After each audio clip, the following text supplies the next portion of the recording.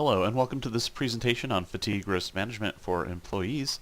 I'm your host Calvin Reeves, and in the slides to come we'll be talking about the causes of fatigue, what is fatigue, ways you can actively manage your fatigue, so on and so forth. By the end of this presentation you should be able to identify the causes and consequences of fatigue. You should be able to identify some guidelines and recommendations for duty and rest periods. And you should also have some handle on your own personal fatigue management strategies, which we call active fatigue management. So Module 1 we'll be talking about causes and consequences of fatigue. And let's start things off with a little bit of discussion. Take a moment to write down a few conditions that you feel will make you fatigued at work. This could be things that happen in your life and outside of work. Also, what kind of things you do at work to get fatigued. We have to define our terms, so we'll do that right off the bat. So what is fatigue? It's a state of physical or mental weariness that results in reduced alertness. It's the result of a lack of sleep or a lack of adequate sleep. It's a sleep debt that accumulates until paid off with adequate sleep. There are several types of fatigue out there. Fatigue can be a result of a variety of factors, so the body's natural rhythms, circadian rhythms. We'll be discussing circadian rhythms at length in this presentation. Your work schedule, shift work, can be tougher than normal 9 to 5 work. Your work environment, do you work in a hot area? Do you work in a particularly cold area, a particularly noisy area? And then obviously continuous wakefulness will have you be tired faster. There are 3 different kinds of fatigue. You have acute fatigue, that's just a single night of not getting enough rest. Cumulative fatigue, several continuous nights or days with inadequate amounts of sleep. And then there is chronic fatigue. That is an almost continuous lack of sleep and is a serious medical condition. If you believe you suffer from chronic fatigue, you should see a doctor. To start things off, we're going to be talking about your body clock, also known as circadian rhythms. It's not just because we've had a long day that we're tired and that we go to sleep. Your body clock actually controls feelings of sleepiness, telling your body to go to sleep when it gets dark and to wake up when it's light. Makes sense. It operates on a 24-hour cycle. So light and dark cycle. One reason your body finds it difficult to adjust to night or evening shifts, you're working when your body clock is trying to tell you to sleep. Your body does this in a variety of ways, such as secreting hormones. For example, melatonin, that's the hormone of sleep. Lowering your core temperature, which also makes you sleepy. Your circadian rhythms control other body rhythms as well. When you work at night, you're also fighting against other bodily rhythms, such as digestion. Your body's digestive system slows down when you're normally sleeping, so eating at night forces your body to digest food when it's not ready for it. This is why shift workers are more likely to experience fatigue and gastrointestinal problems. Here we see a clock demonstrating circadian rhythms times the circadian lows and circadian highs. The period between 2 a.m. and 6 a.m. is generally a window of circadian low for most people. People go through periods of heightened alertness between 9 and 11 a.m. and 9 and 11 p.m. Also, there is a period after lunch between 3 and 5 where we are sleepy. We call this the siesta period. So there are individual differences to this, of course. The ability to cope with shift work varies from person to person, so it depends on their individual circadian rhythms. That's why people can generally be divided into morning or evening types. Morning people adapt better to early morning hours, but have more trouble coping with night work. Evening types cope more easily with evening and night shifts. They tend to cope better with shift work overall since they generally have less rigid sleep habits and find it easier to sleep later in the day. So what are you? Are you a morning or night person? I know personally I am definitely a night owl. I can sleep late in the day and find it very difficult to get up and perform at 6 in the morning. Sleep is the crux on which all fatigue rests. So how much sleep do you need? Well, like everything in this, it varies from person to person. But as a general rule of thumb, most people need between 7 and 9 hours per day. When do you sleep? Well, most people tend to fall asleep naturally between 10 p.m. and 7 a.m. Sleeping outside these times can be more difficult, more broken. There's research out there to suggest that night shifts workers get 1 to 3 hours less sleep per day than day shift workers. In addition to sleeping less, people who work shifts often get sleep of lower quality. It's also important to obtain your sleep in a single block. A 4-hour period of sleep followed by 6 hours of activity followed by another 4 hours of sleep is not as good as a single 8-hour straight block of sleep. If you happen to get a lack of sleep for consecutive nights, you will get what's called a sleep debt. Sleep debt can only be paid by sleep. Usually it takes 1 to 2 nights of sufficient sleep to pay back that debt, depending on how much debt you've acquired. This slide here shows sleep cycles. So when you sleep, you go through 90 to 120 minute cycles. In stage 1 is the transition between consciousness and sleep. You can generally hear and respond to someone in this stage. Stage 2 is light sleep. You are easily awakened, but you're not aware of your surroundings. You spend about half your sleep time in stages 1 and 2. Stages 3 and 4 are deep slumber, and this is a very restorative phase. This is when your body is doing all the repairing. Stage 5 is known as REM, or rapid eye movement sleep, and it's a stage of sleep where you dream. Like I mentioned before, a complete sleep cycle can be between 90 and 120 minutes. A typical sleep will move through the cycle several times a night, but each cycle will vary in length. Whenever you're sleep deprived, your body will try to first catch up on deep sleep, stages 3 and 4, and REM sleep. So for example, if you haven't slept very well for 3 or 4 nights in a row, your body tends to just rush through stages 1 and 2 just to get to the 3 and 4 deep sleep stage. Recovery periods. So when schedules are non-standard, long duty days and or start-end times during circadian low, recovery periods need to be scheduled. Frequent recovery periods are more effective than less frequent, weekly as opposed to monthly. Time zone changes wreak havoc and lead to circadian misalignment, so waking too early or waking too late or going to sleep too late. Then also there are individual recovery needs. So if sleep is the enemy of fatigue, continuous wakefulness is its ally. So obviously being awake for a long period of time makes you tired. However, you got to keep in mind that extended periods of performance will make you tired faster. The acute effects of fatigue can be addressed through daily duty limits, and the cumulative effects of fatigue can be mitigated by weekly duty limits. More on these later. Fatigue is sometimes not taken seriously. It is in fact a very hazardous condition. When you're fatigued, your reaction time is slower. You have trouble concentrating or remembering things. You may have difficulty communicating clearly with coworkers.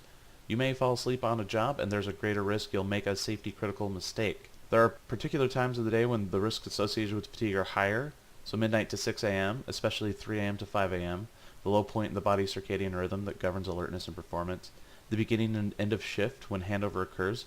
Fatigue levels can affect communication during these times. When you work without breaks for a number of hours, the longer you're on the job, the likelier you're to have an accumulated fatigue. And then early shift starts, shifts that start before 6 a.m. In general, we are poor judges of our own fatigue. It's difficult to tell when your fatigue levels have reached a point where it's no longer safe to work. So in Module 2, we'll be going over some guidelines and recommendations, ways that you can mitigate your own fatigue. Window of circadian low operations. So time zones play a major role in windows of circadian lows. Kind of general rule of thumb, 3 or fewer time zones, window of circadian low will still be 0200 to 0600, your home base time. 4 or more time zones, window of circadian low is 0200 through 0600 home base time, but only for the first 48 hours. After that 48 hours, your body will have adjusted to the new time zone, so keep that in mind when scheduling. Off-duty period. Off-duty is a continuous defined period of time which crew members are free from all duties. No paperwork, no talking on the phone to your boss. It is your time to rest. So it's most important to have 8 hours of sleep during this time. Recognize that a wind-down period is needed in addition to the 8 hours, so reading a book, checking your email, stuff like that. There are other considerations for transportation, meals, showering, etc. So therefore, a minimum off-duty period should be 10 hours for a 24-hour period. Then there's also considerations to be made for consecutive duty days. So consecutive duty days can cause cumulative fatigue even with the rest time. The next 2 slides give an example of how you can score your own fatigue.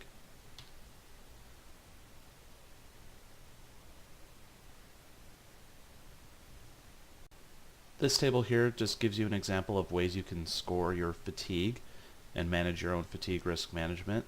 So one way to evaluate a work schedule is to calculate a fatigue score based on factors such as shift length, days off, and number of night shifts. So for example, 9 to 5, 5 days a week would produce a score of 0. On the other hand, a schedule of 7 12-hour night shifts followed by 7 days off would produce a score of 21, which is considerably high. This graph here just gives you a visual representation of what was discussed in the slide earlier. Special considerations should be made when working during windows of circadian low when it comes to scheduling off-duty periods. Maintaining wakefulness during windows of circadian low causes fatigue to accumulate at a higher rate. You get tired faster.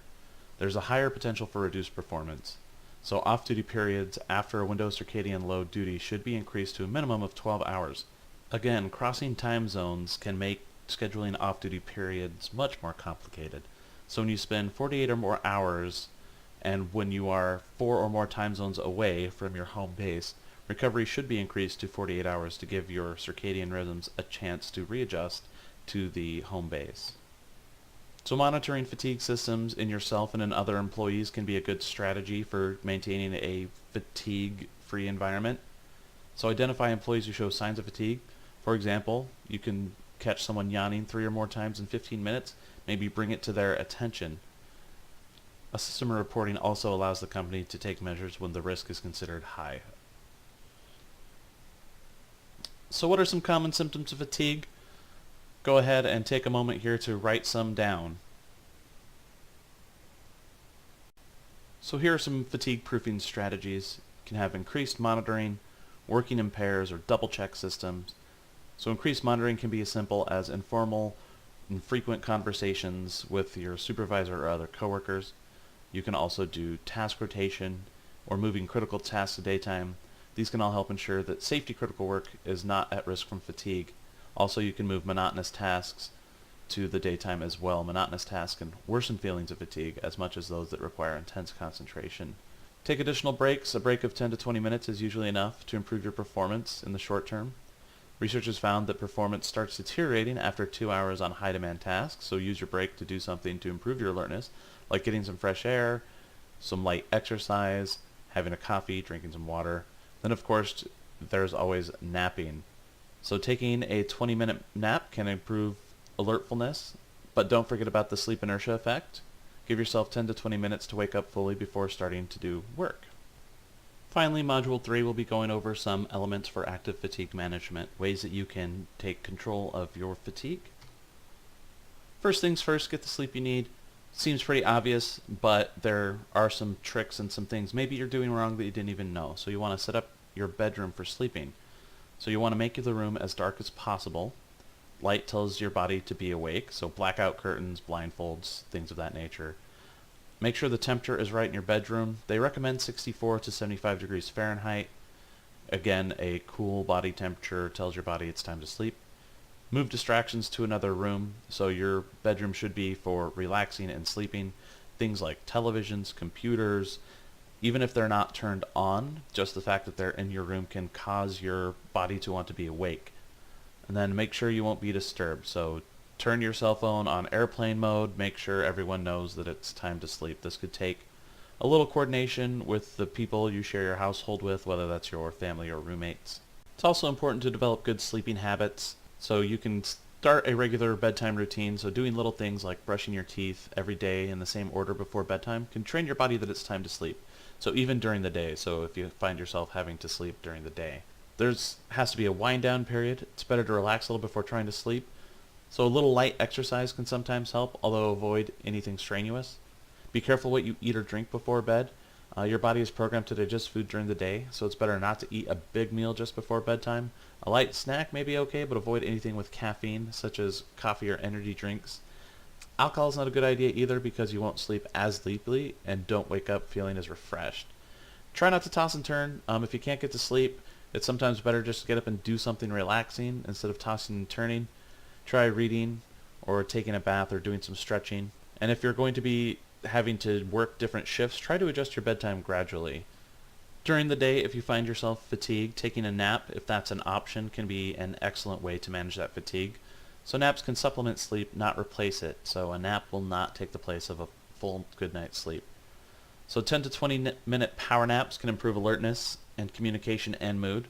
If possible though, try to sleep for an entire sleep cycle, so 90 to 120 minutes, and wake up naturally from the nap. This will have you feeling more refreshed. The time of day that you take a nap doesn't matter, so a nap at noon and a nap at 9 offer the same value. And when waking up from a nap, allow about 5 to 20 minutes for the sleep inertia to pass. Remember that when you wake up from a nap, you may feel groggy and disoriented. This is especially true if you're awakened by an alarm instead of waking up naturally, or if you awaken from a particularly deep stage of sleep. This is called sleep inertia, so make sure you build in time to wake up properly before taking on anything that requires full concentration. And then finally, we're going to talk about screen hygiene. So screen hygiene is a relatively new science. Simply put, our LCD monitors and screens on our phones, our tablets, our computers, even our TVs, put out a slightly blue tinted light. The sky is blue, so this tricks your brain into thinking that it's daytime, and it's time to get up and do stuff. This can interrupt your circadian rhythm. It's a good idea to avoid screens for an hour before sleep.